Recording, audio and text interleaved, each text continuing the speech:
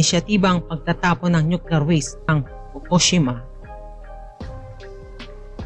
According naman sa Democratic Party leader Lee Jae-myung, Japan has ultimately chosen the path of an environmental war criminal.